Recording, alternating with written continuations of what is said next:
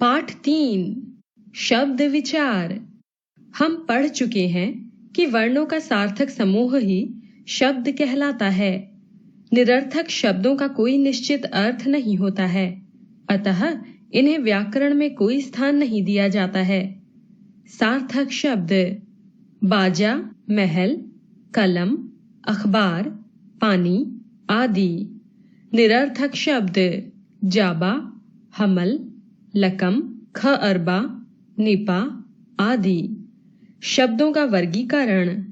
हिंदी भाषा में शब्दों को हम 4 वर्गों में बांट सकते हैं।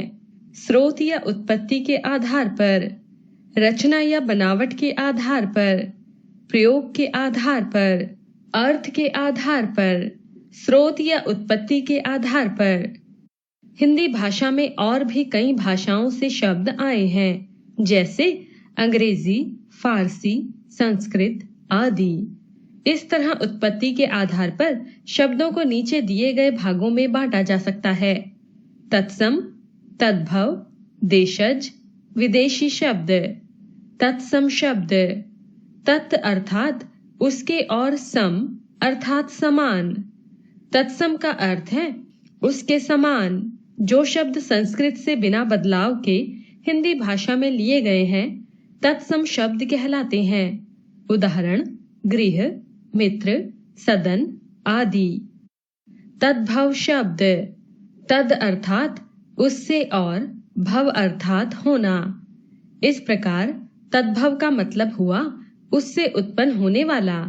जो शब्द संस्कृत से कुछ बदलाव कर हिंदी में ले लिए गए हैं वे तद्भव कहलाते हैं, जैसे चंद्र, चांद, दुग्ध, दूध, काक, कौआ, ग्राम, गांव, मस्तक, माथा, दुर्बल, दुबला, गृह, घर, दंत, दांत, मयूर, मोर, निद्रा, नींद, शुभ्र, साफ, पुष्प, फूल, मुक्ता, मोती, नृत्य, नाच, आम्र, आम, अश्रु, आंसू, पत्र, पत्ता, अग्नि, आग, धैर्य, धीरज, सत्य, सच, अग्नि, आग, हस्त, हाथ, कार्य, काम, पद, पैर, आश्चर्य, अचरज, दंड, डंडा,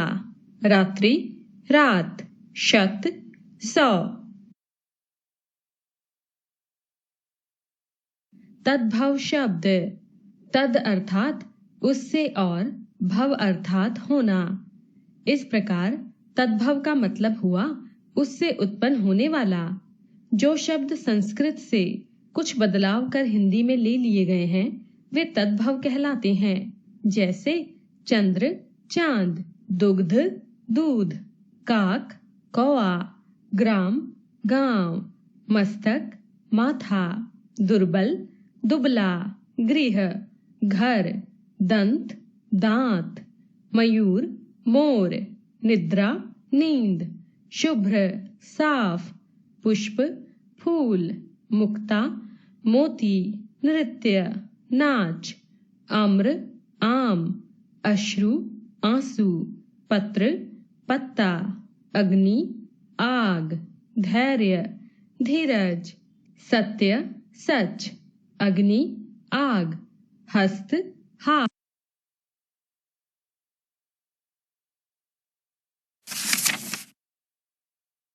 देशज शब्द देश जमा ज। देशज अर्थात देश में जन्मा। जो शब्द देश के अलग अलग क्षेत्रों से व आम बोलचाल की भाषा से हिंदी भाषा में सम्मिलित किए गए हैं देशज शब्द कहलाते हैं, जैसे पगड़ी, चारपाई, थैला आदि।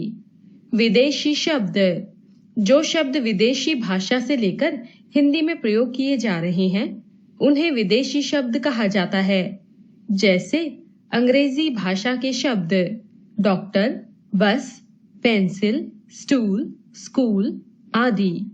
फारसी भाषा के शब्द सरदार, खजाना, अफसोस आदि। अरबी भाषा के शब्द नकल, किताब, एहसान आदि। पुर्तगाली भाषा के शब्द तंबाकू, चाबी, बाल्टी आदि। रचना या बनावट के आधार पर। बनावट के आधार पर शब्दों को 3 वर्गों में बांटा जा सकता है। रूढ़ शब्द, यौगिक शब्द, योग रूढ़ शब्द। रूढ़ शब्द जिन शब्दों को किसी विशेष अर्थ में प्रयोग किया जाता है और उनके टुकड़े करने पर वे निरर्थक बन जाएंगे, रूढ़ शब्द कहलाते हैं।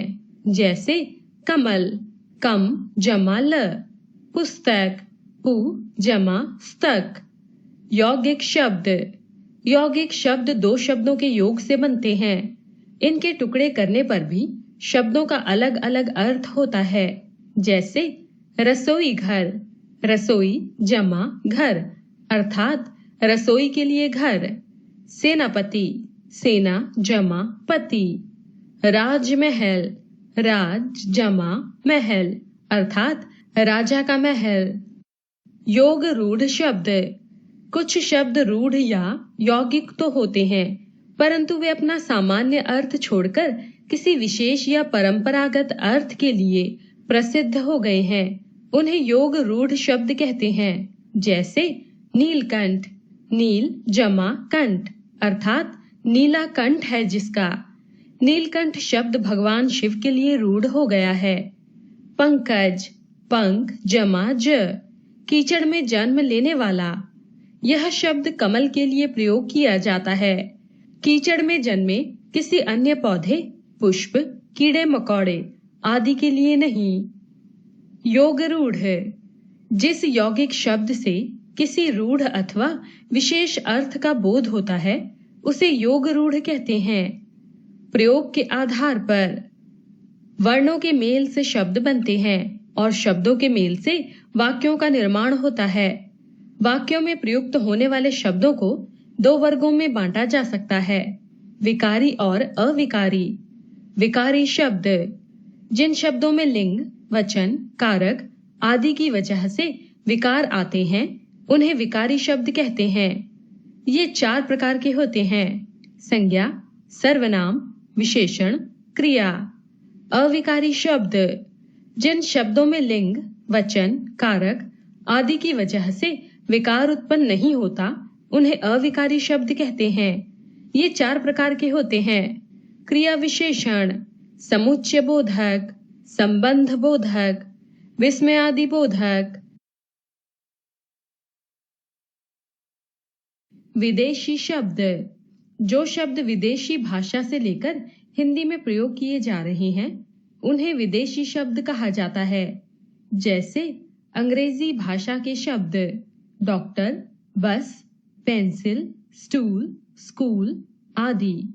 फारसी भाषा के शब्द सरदार, खजाना, अफसोस आदि।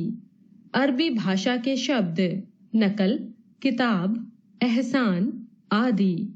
पुर्तगाली भाषा के शब्द तंबाकू, चाबी, बाल्टी आदि।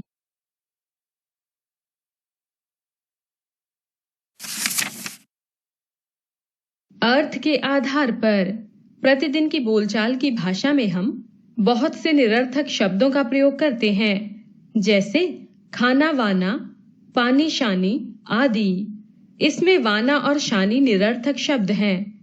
अर्थ के आधार पर 2 प्रकार के शब्द होते हैं, सार्थक और निरर्थक। सार्थक शब्द।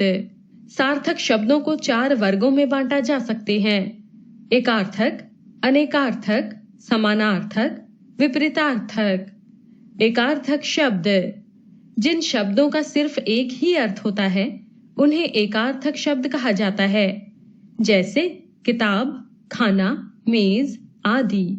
अनेकार्थक शब्द जिन शब्दों के एक से अधिक अर्थ होते हैं उन्हें अनेकार्थक शब्द कहा जाता है। जैसे बीता हुआ कल, आने वाला कल, चैन, मशीन का पुर्जा आदि। समानार्थक शब्द। समानार्थक शब्दों को पर्यायवाची शब्द भी कहा जाता है। जिन शब्दों का समान अर्थ होता है उन्हें पर्यायवाची या समानार्थक शब्द कहा जाता है। जैसे सूर्य, रवि, दिवाकर, दिनकर। विपरीतार्थक शब्द जो शब्द एक दूसरे के विपरीत अर्थात उल्टा अर्थ देते हैं उन्हें विपरीतार्थक शब्द कहा जाता है। इन्हें विलोम शब्द भी कहते हैं, जैसे धीरे, तेज, अच्छा, बुरा, उचित, अनुचित, वीर, कायर। अब आपने जाना सार्थक वर्णों के समूह को शब्द कहते हैं। शब्द के कई भेद होते हैं। उत्पत्ति के आधार पर, रचना के आधार पर, प्रयोग के आधार पर और अर्थ के आधार पर। उत्पत्ति के आधार पर 4 भेद होते हैं: तत्सम, तद्भव, देशज और विदेशी। रचना के आधार पर शब्द के 3 भेद होते हैं: रूढ़, यौगिक व योग रूढ़ शब्द। विकार के आधार पर शब्द के 2 भेद होते हैं: विकारी, अविकारी। अर्थ के आधार पर शब्द के 2 भेद होते हैं: निरर्थक और सार्थक शब्द। सार्थक शब्द के भेद हैं एकार्थक, अनेकार्थक, समानार्थक तथा विपरीतार्थक शब्द। आओ अभ्यास करें। सही विकल्प पर सही लगाइए। अर्थ के आधार पर प्रतिदिन की बोलचाल की भाषा में हम बहुत से निरर्थक शब्दों का प्रयोग करते हैं, जैसे खाना वाना, पानी शानी आदि। इसमें वाना और शानी निरर्थक शब्द हैं। अर्थ के आधार पर 2 प्रकार के शब्द होते हैं: सार्थक और निरर्थक।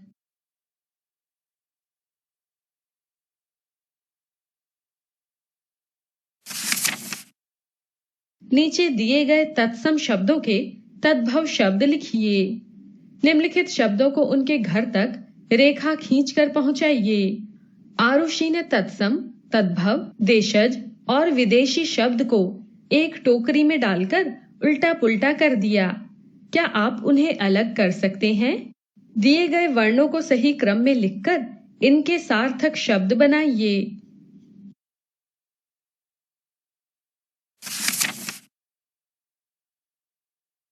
पाठ 4 संज्ञा। नीचे लिखे गए वाक्यों को पढ़िए और समझिए। देखो, छत पर आया मोर, पक्षी आसमान में उड़ रहा है, प्यास से व्याकुल गाय, दिल्ली का लाल किला, वीरता के लिए प्रसिद्ध शिवाजी।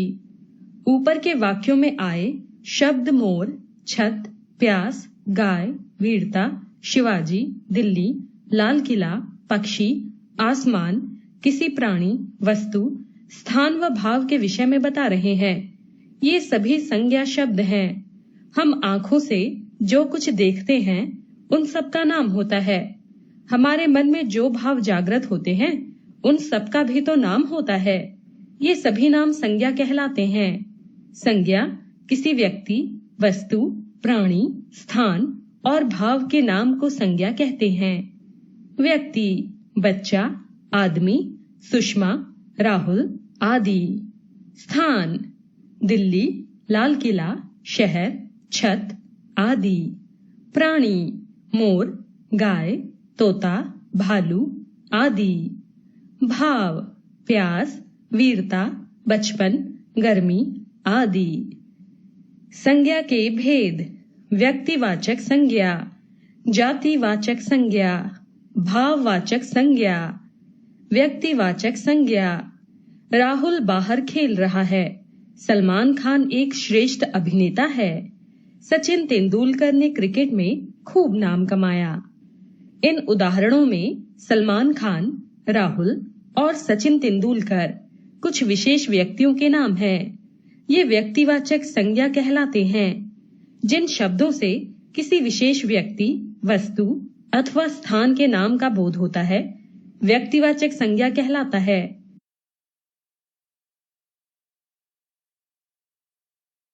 पाठ 4 संज्ञा। नीचे लिखे गए वाक्यों को पढ़िए और समझिए। देखो, छत पर आया मोर, पक्षी आसमान में उड़ रहा है, प्यास से व्याकुल गाय, दिल्ली का लाल किला, वीरता के लिए प्रसिद्ध शिवाजी। ऊपर के वाक्यों में आए शब्द मोर, छत, प्यास, गाय, वीरता, शिवाजी, दिल्ली, लाल किला, पक्षी, आसमान किसी प्राणी, वस्तु, स्थान व भाव के विषय में बता रहे हैं। ये सभी संज्ञा शब्द हैं।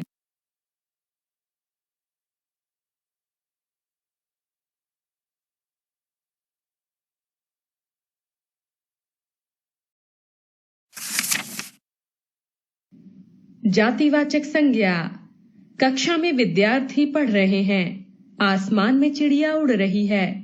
पहाड़ से झरना गिर रहा है। विद्यार्थी, चिड़िया, पहाड़ व झरना किसी वर्ग का बोध करा रहे हैं। ये जातिवाचक संज्ञा कहलाती हैं। भाववाचक संज्ञा। फूलों की महक बहुत अच्छी होती है। माँ प्रभु की भक्ति करती है। विद्यार्थी को अपनी लिखाई पर ध्यान देना चाहिए।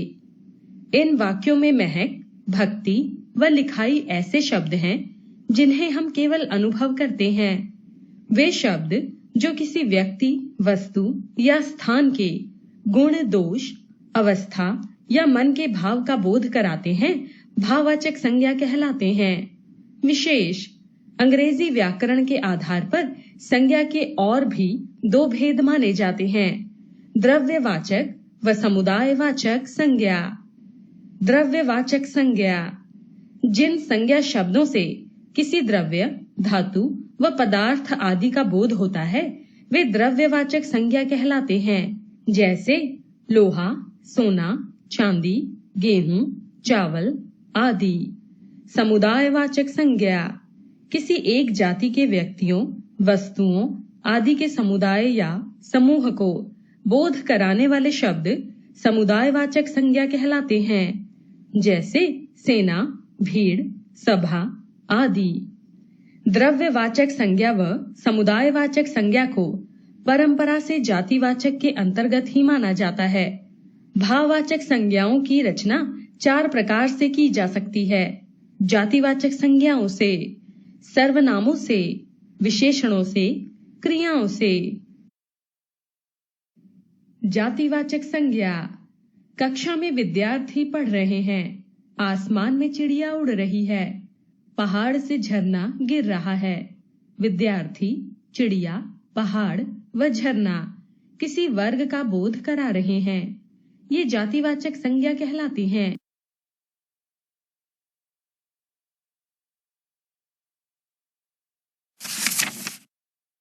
जातिवाचक संज्ञाओं से, बच्चा, बचपन, नौकर, नौकरानी, कारीगर, कारीगरी, स्त्री, स्त्रीत्व, सेवक, सेवा, लड़का, लड़कपन, बूढ़ा, बुढ़ापा। सर्वनाम शब्दों से, अहंकार, स्व, स्वतत्व, पराया, परायापन, निज, निजत्व, अपना, अपनापन, अपनत्व, आप, आपा, मम, ममता, ममत्व। विशेषण शब्दों से, अच्छा, अच्छाई, मधुर, मधुरता, आजाद, आजादी, खट्टा, खटास, मीठा, मिठास, बुद्धिमान, बुद्धिमानी, बुरा, बुराई, चालाक, चालाकी। क्रिया शब्दों से, लिखना, लिखाई, दौड़ना, दौड़, मिलना, मेल, खेलना, खेल, हारना, हार, जीतना, जीत, चुनना, चुनाव, हंसना, हंसी। अब आपने जाना। किसी व्यक्ति, प्राणी, स्थान, वस्तु अथवा भाव के नाम का बोध कराने वाले शब्दों को संज्ञा कहते हैं। संज्ञा के 3 भेद होते हैं, व्यक्तिवाचक, जातिवाचक व भाववाचक संज्ञा। किसी एक विशेष व्यक्ति, वस्तु या स्थान के नाम का बोध कराने वाले शब्द व्यक्तिवाचक संज्ञा कहलाते हैं। किसी जाति के एक प्रकार के सभी प्राणियों, वस्तुओं, स्थानों आदि के नाम का बोध कराने वाले शब्द जातिवाचक संज्ञा कहलाते हैं। प्राणियों, वस्तुओं या स्थानों के गुण, दशा, कार्य, भाव या स्वभाव आदि का बोध कराने वाले शब्द भाववाचक संज्ञा कहलाते हैं। भाववाचक संज्ञाओं की रचना 4 प्रकार के शब्दों से की जाती है, जातिवाचक संज्ञा से, सर्वनाम से, विशेषण से व क्रिया से। अंग्रेजी व्याकरण के आधार पर संज्ञा के दो भेद और भी माने जाते हैं, द्रव्यवाचक संज्ञा व समुदायवाचक संज्ञा।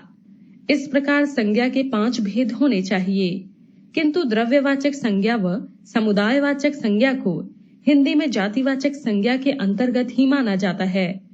भाववाचक संज्ञा को केवल महसूस करते हैं, उसे छू नहीं सकते।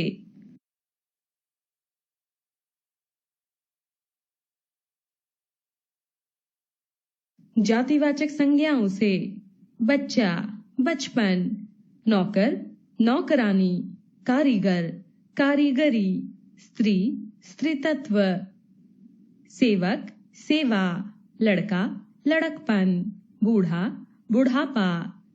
सर्वनाम शब्दों से अहंकार, स्व, स्वतत्व, पराया, परायापन, निज, निजत्व, अपना, अपनापन, अपनत्व, आप, आपा।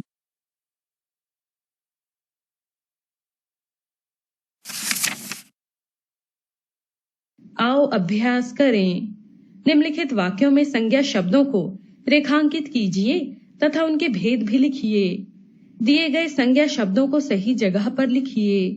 सही विकल्प चुनकर रिक्त स्थानों की पूर्ति कीजिए। दिए गए शब्दों से भाववाचक संज्ञाएं बनाइए। सही विकल्प पर सही लगाइए। वर्ग जाल में से जातिवाचक और व्यक्तिवाचक संज्ञाएं लिखिए। नीचे दिए गए प्रश्नों के सही उत्तर पर सही का चिन्ह लगाइए। पाठ 5 लिंग। लिंग शब्द का अर्थ है चिन्ह अथवा लक्षण। शब्द के जिस रूप से यह पता चले कि वह शब्द स्त्री जाति का है या पुरुष जाति का, उसे लिंग कहते हैं। नीचे दिए गए चित्रों को देखिए और समझिए। लड़का फुटबॉल से खेलता है। दादाजी सुबह सैर करते हैं। मोर नाच रहा है। लड़की गुड़िया से खेलती है। दादी जी सैर करती हैं। मोरनी पेड़ पर बैठी है। इन चित्रों में लड़का, दादाजी व मोर शब्द पुरुष जाति का बोध कराते हैं, जबकि लड़की, दादी जी व मोरनी आदि शब्दों से स्त्री जाति का बोध होता है। लिंग शब्द के जिस रूप से उसके नर या मादा होने का पता चलता है, उसे लिंग कहते हैं। हिंदी भाषा में लिंग 2 प्रकार के होते हैं। पुल्लिंग पुरुष जाति का बोध कराने वाले शब्द पुल्लिंग कहलाते हैं, जैसे राजा, भाई, चूहा, पहाड़ आदि। स्त्रीलिंग स्त्री जाति का बोध कराने वाले शब्द स्त्रीलिंग कहलाते हैं, जैसे रानी, बहन, चूहिया, पहाड़ी आदि। निर्जीव वस्तुओं का लिंग निर्धारण व्याकरण की दृष्टि से किया जाता है। पाठ 5 लिंग। नीचे दिए गए चित्रों को देखिए और समझिए। लड़का फुटबॉल से खेलता है। दादाजी सुबह सैर करते हैं। मोर नाच रहा है। लड़की गुड़िया से खेलती है। दादी जी सैर करती हैं। मोरनी पेड़ पर बैठी है। इन चित्रों में लड़का, दादाजी व मोर शब्द पुरुष जाति का बोध कराते हैं, जबकि लड़की, दादी जी व मोरनी आदि शब्दों से स्त्री जाति का बोध होता है।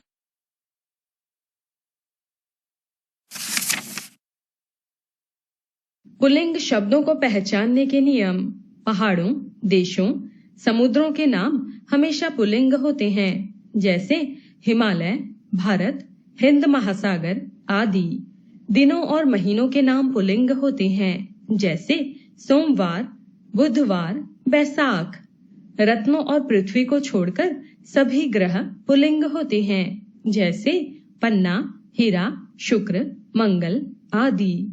वे शब्द जिनके अंत में अ, आ, पा, न, पन, त्र, आव, आस, आर, त्व और क आता है, वे पुल्लिंग होते हैं, जैसे मेल, कपड़ा, मोटापा, यौवन, अपनापन, शास्त्र, ममत्व आदि।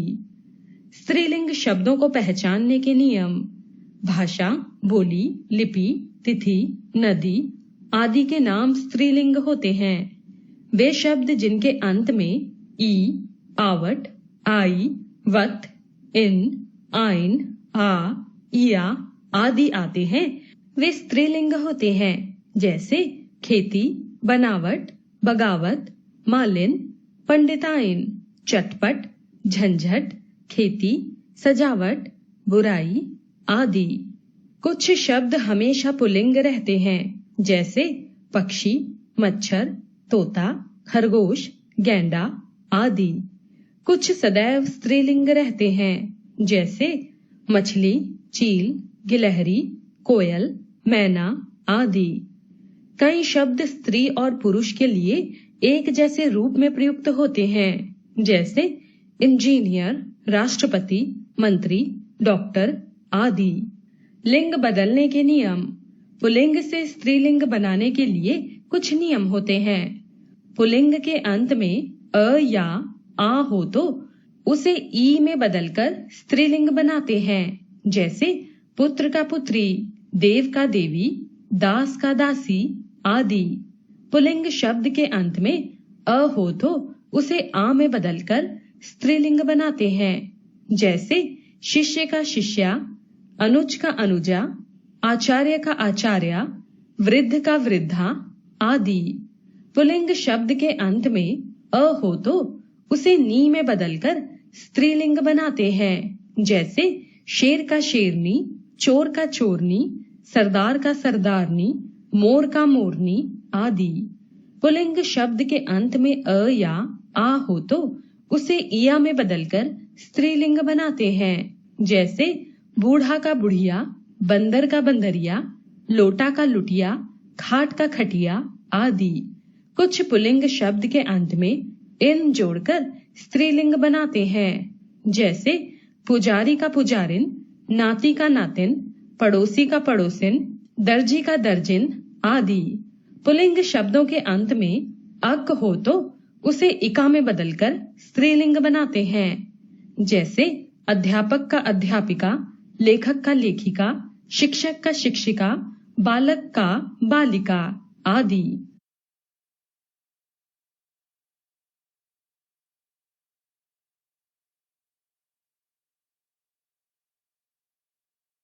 पुल्लिंग शब्दों को पहचानने के नियम।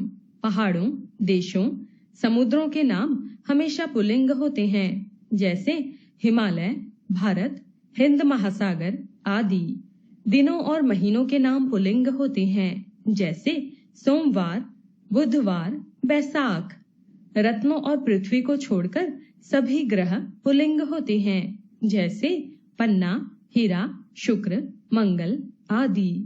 वे शब्द जिनके अंत में अ, आ, पा, न, पन, त्र, आव, आस, आर, त्व और क आता है, वे पुल्लिंग होते हैं, जैसे मेल, कपड़ा, मोटापा, यौवन, अपनापन, शास्त्र, ममत्व आदि।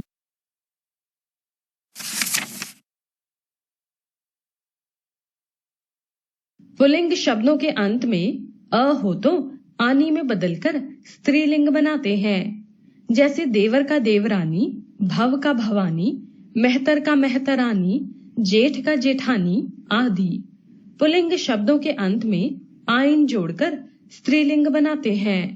लाल से ललाइन, पंडित से पंडिताइन, बाबू से बबुआइन, ठाकुर से ठकुराइन आदि। पुल्लिंग शब्दों के अंत में वती या मति जोड़कर स्त्रीलिंग बनाते हैं, जैसे धनवान का धनवती, श्रीमान का श्रीमती, भगवान का भगवती, बलवान का बलवती आदि। कुछ शब्द ऐसे भी होते हैं जो लिंग परिवर्तन के कारण पूरी तरह बदल जाते हैं, जैसे विद्वान का विदुषी, कवि का कवयित्री, युवक का युवती, सम्राट का सम्राज्ञी, नर का नारी, विधुर का विधवा, माता का पिता, वर का वधू, वीर का वीरांगना, साधु का साध्वी आदि।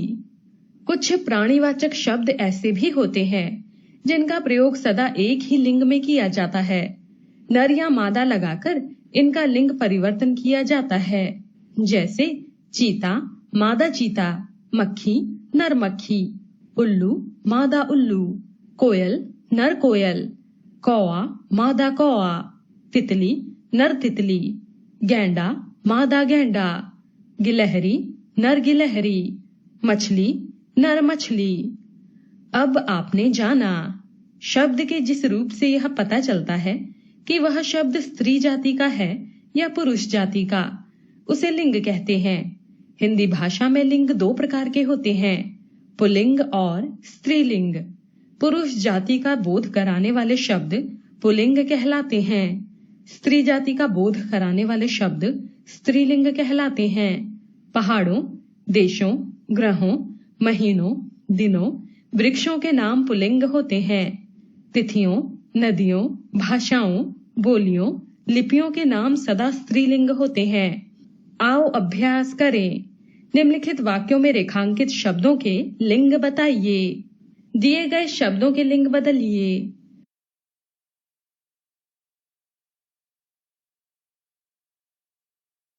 कुछ प्राणीवाचक शब्द ऐसे भी होते हैं जिनका प्रयोग सदा एक ही लिंग में किया जाता है। नर या मादा लगाकर इनका लिंग परिवर्तन किया जाता है। जैसे चीता मादा चीता, मक्खी नर मक्खी, उल्लू मादा उल्लू, कोयल नर कोयल, कौआ मादा कौआ, तितली नर तितली, गैंडा मादा गैंडा, गिलहरी नर गिलहरी, मछली नर मछली।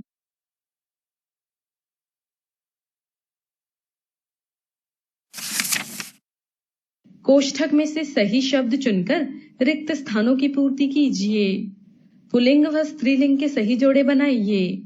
सही विकल्प पर सही लगाइए।